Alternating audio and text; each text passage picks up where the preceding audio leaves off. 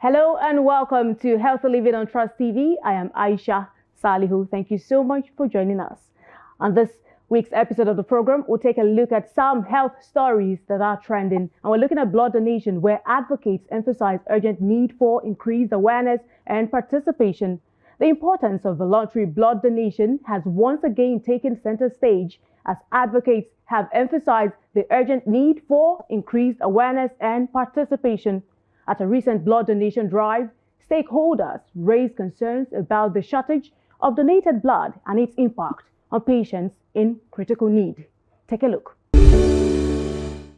At the Blood Donation Awareness Drive, advocate Adikemi Oyewusi shed light on the struggles faced by individuals battling life-threatening conditions due to a lack of available blood supply. Actually helping children that are battling cancer. We have different types of cancer.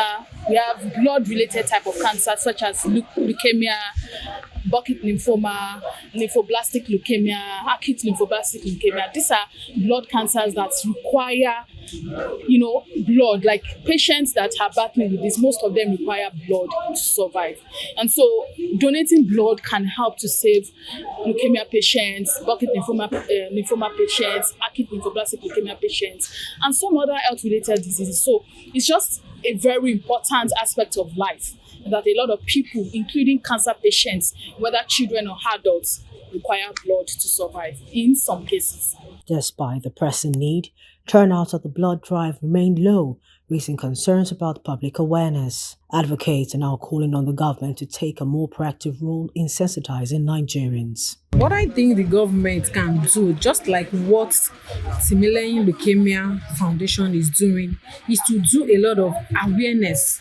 When people, the word of God says that my people perish because of lack of knowledge. When people have the knowledge of some of all these illnesses that can predispose people to,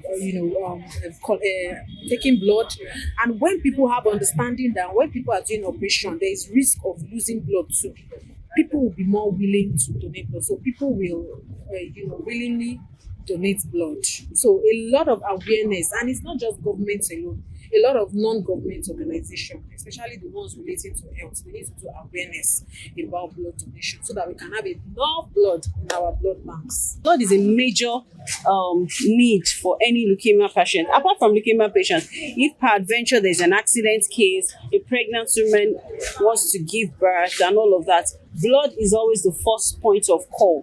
And so we saw that we have a culture in Nigeria that people usually do not donate blood, or there's a myth around, once people get my blood, it's for fetish activity. So we started going street to street, going to organizations, associations, to partner with them and also to educate them on the importance of donating blood. So the blood donation is one of our major projects that we carry out house to house, door to door. We have done a lot of collaboration, and we look forward that more collaboration will come as a result of the blood donation. As efforts continue to promote a culture of voluntary blood donation, advocates remain hopeful that more Nigerians will step forward to help save lives. Up next, we'll look at combating malnutrition. Nigeria has reiterated its commitment to addressing its growing nutrition challenges through a community-driven strategy.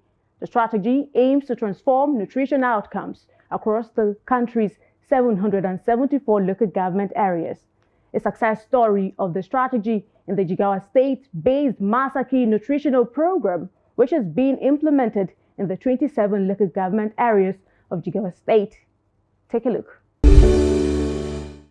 Nigeria has the second highest burden of stunted children in the world, with a national prevalence rate of 32% of children under 5. An estimated 2 million children in Nigeria suffer from severe acute malnutrition, but only 2 out of every 10 children affected is currently reached with treatment. To make matters worse, 7% of women of childbearing age also suffer from acute malnutrition, according to statistics. In tackling these growing concerns, nutrition partners at the national, sub-national and global frontiers suggest strengthening primary healthcare systems and integrating nutrition into them.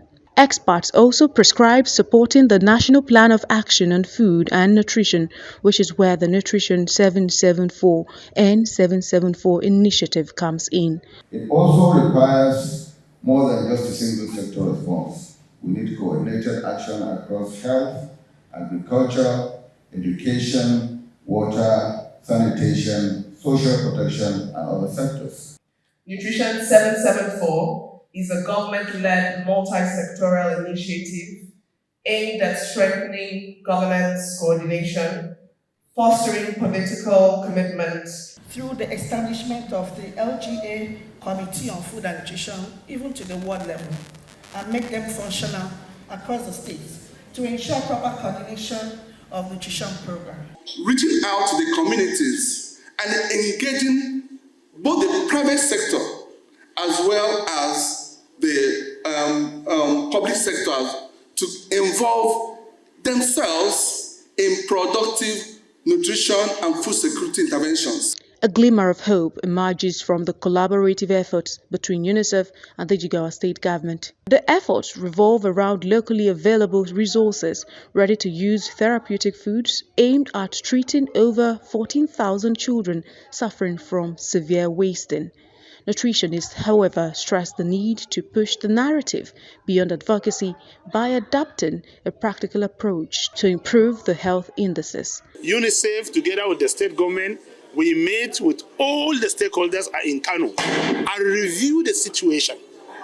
That made even the local government and the state as a whole to increase the funding. All these things have been attributed to the poor nutrition when that child is developing. The same thing is a woman that is pregnant, and during the pregnancy there are certain elements, there are certain things that woman ought to have during pregnancy. Generally, it's about 9 months. And within that 9 months, you didn't get what you needed to get. By the time you are now delivering, you deliver a child that's less than human. Despite Nigeria's huge national resources, malnutrition remains a challenge due to lack of technology and poverty. It remains to be seen if the implementation of these strategies will reverse the trend and its underlying consequences on the affected population. Now, those were some health news that have been at the helm of Nigeria's health sector this week. We will be going on a quick break. When we return, we'll be chatting with our guest on our topic of discussion this week.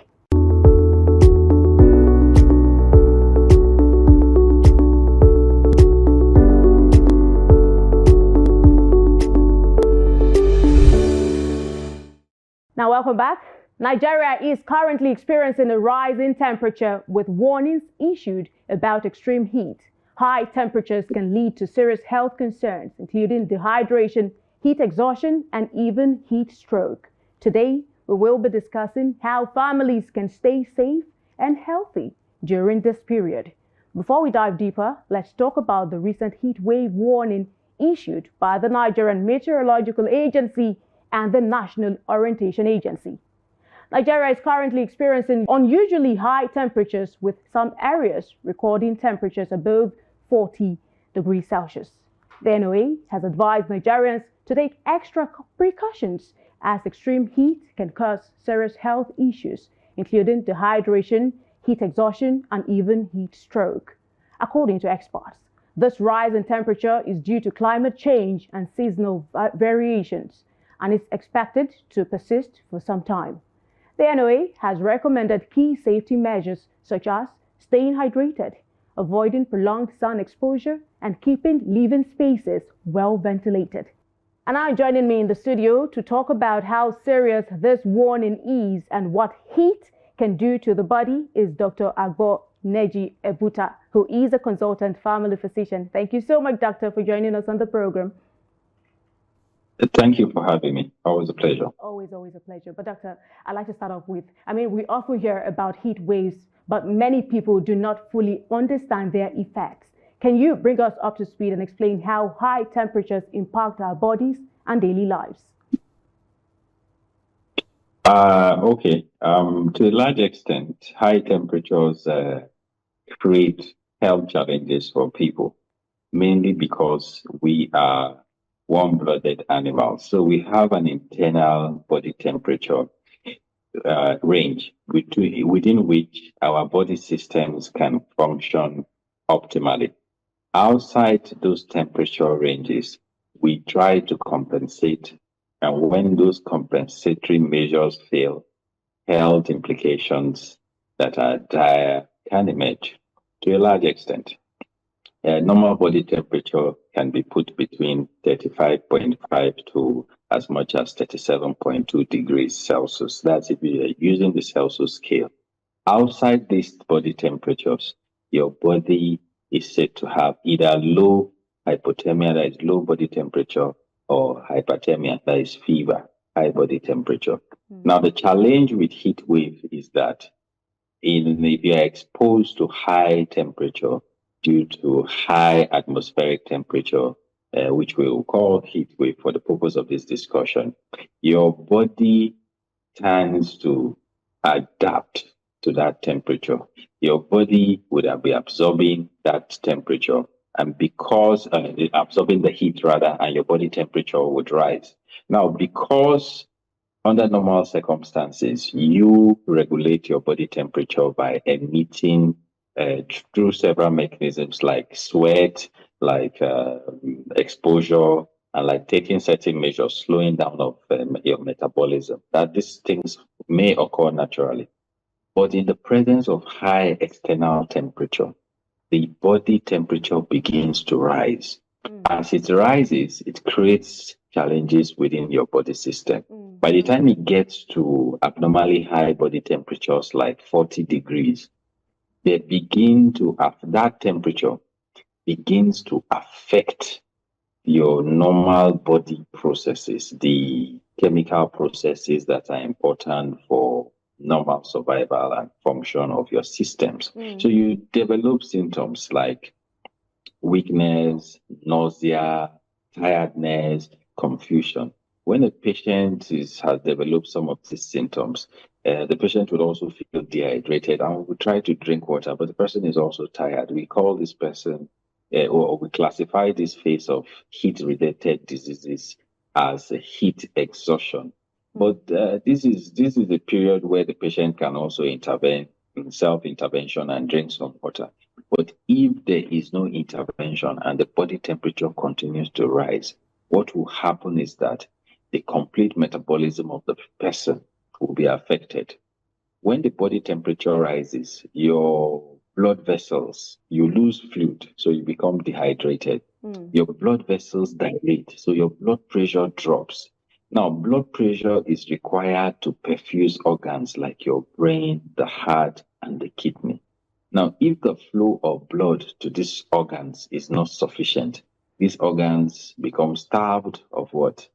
Flow, oxygen, nutrients. So that has implication. But more importantly is that at the molecular level, several enzymes that are required to break down food, to carry oxygen, to carry waste, and that are responsible for your being alive and your organs functioning. What happens to them at high temperature is that these enzymes become dysfunctional. If this high temperature persists, these enzymes can be permanently denatured. So they can be temporarily dysfunctional or become permanently denatured. If that level of denaturing happens in the brain, a patient can develop coma. If it happens in the kidney, they can develop kidney failure, heart failure, lung failure, and failure in almost every organ of the body. So that's the problem. At this stage, we call that type of heat disease heat stroke, because the person can have central nervous system dysfunction, that is brain dysfunction, that will manifest as stroke. They are in comatose. Those patients are very dangerous. They are very, the condition is said to be an emergency. Okay. Because if you do not take necessary action, they are at the risk of dying. That's as opposed to, or in contradistinction, to heat exhaustion, where it is an urgency. You need to take action quickly, but the person can also take measures themselves. They can drink water to a large extent. They can leave the hot environment. They can expose themselves to cold. one way or the other. But in the case of heat stroke, the person's brain is not functioning. They need help. Doctor. I like Any the fact form that of heat you have control clarified has to come heat from stroke outside. and also heat exhaustion. But then this now brings me to my next line of question, where certain groups like children, the elderly, and pregnant women are more vulnerable to heat-related illnesses. I'm sure you'd agree with me. Why is this, and how can their caregivers ensure they stay safe? Absolutely. At the extreme of ages, your vulnerability to heat related diseases is very high. For example, in children, in young children, the younger you are, the greater your body blood and tissue volume is contributed from water. So for a child who is probably 10 kg, a under 5-year-old child who is probably 10 kg, I can tell you for free that 7 kg of his or her constitution may just be water. So you can imagine by those time, if anything happens and this child loses so much fluid due to hot environment, exposure to heat waves and heat exhaustion and probably heat stroke, the impact on them is much, much more. Apart from that, their body surface area is also relatively higher in the younger age group, and to a large extent, the impact of dehydration, high body temperature is significant.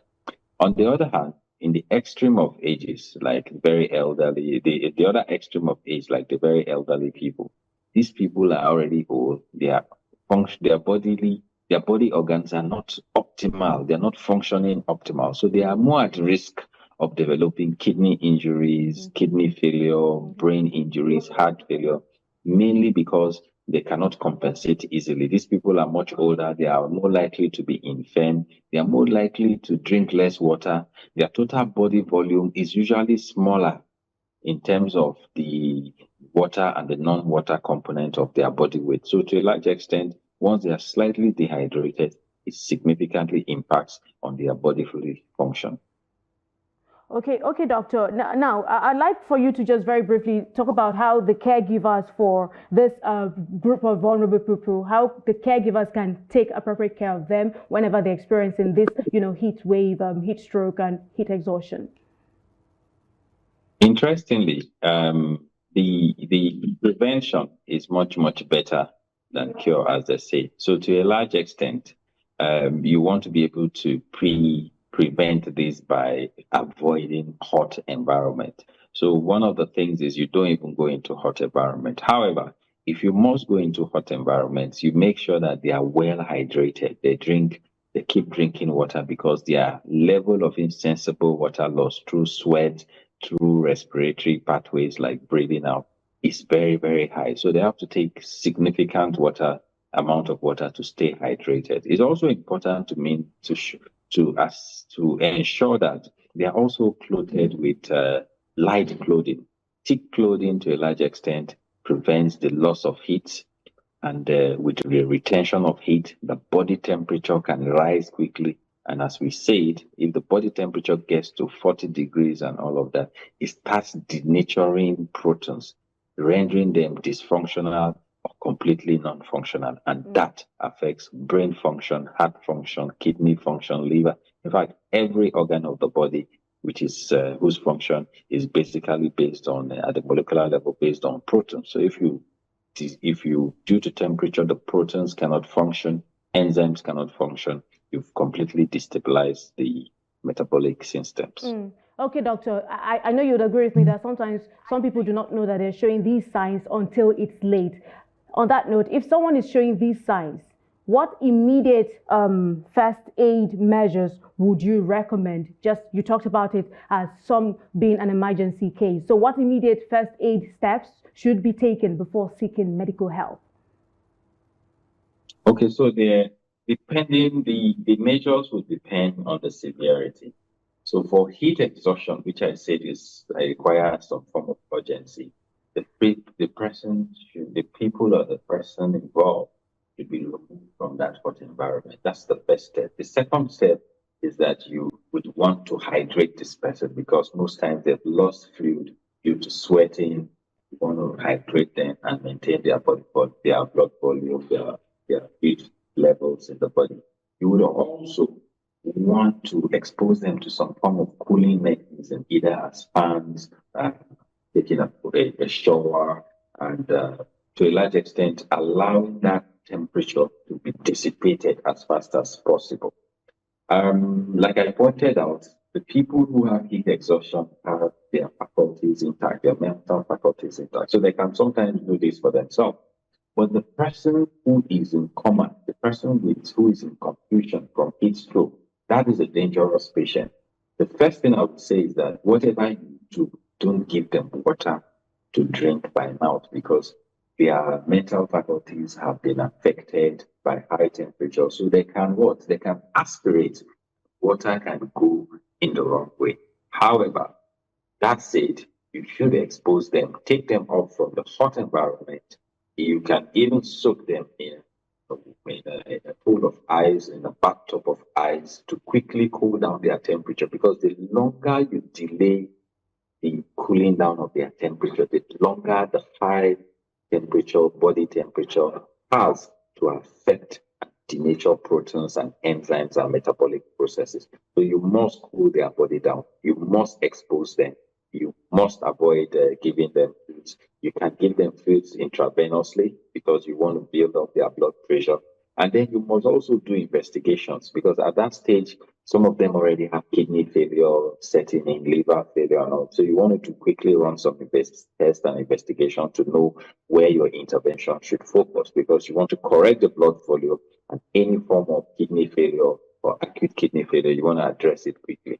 Some other things are like what we call rhabdomyolysis. At high temperature, the muscles of the body begin to disintegrate. As they disintegrate, they can release chemicals that are supposed to be within the cells. Now, these chemicals that are supposed to be within the cells, when they come out of the cells, they can damage things like myoglobin, denatured myoglobin. They can damage the kidneys and worsen the scenarios for kidney failure. So you want to probably also ensure that these patients are well hydrated using the intravenous route, properly investigated to determine how much damage you have, so that you can start taking measure. But you must remove them from hot environment, and you must avoid giving them things orally. Okay. Now, Doctor, just before we wrap up, very briefly, what final advice do you have for families on coping with the rising temperatures? Well, first and foremost is that when the families must take responsibility. Young kids and elderly people should be properly protected from hot environment. Where possible, they should not go out when the temperatures are really, really high. And if they must go out, they must be protected with light clothing, and they must go out with enough hydration. And if for any reason somebody becomes dizzy, weak, that's a heat exhaustion, or having heat cramps, you must remove that person to a safe place, start hydrating and cooling that person as soon as possible. Thank you so much, Dr. Agboneji Ebuta, Thank consultant you. family physician. It's always a pleasure to have you on the program. Pleasure is mine. Thank you. And to our viewers, remember, stay hydrated, avoid excessive heat exposure, and take extra care of vulnerable family members. If you notice symptoms of heat exhaustion, act fast. And that concludes this week's episode of the program, Healthy Living on Trust TV. Remember to stay hydrated, stay safe, and stay moisturized. For comments, contributions, and suggestions, do well to follow and subscribe to all Trust TV social media handles. Download the Trust TV app on iOS and Android devices across their respective stores and get live updates on the YouTube live stream and the website. I am Aisha Salihu. Thank you so much for your time. We will be leaving you with some facts about heat waves and rising temperatures.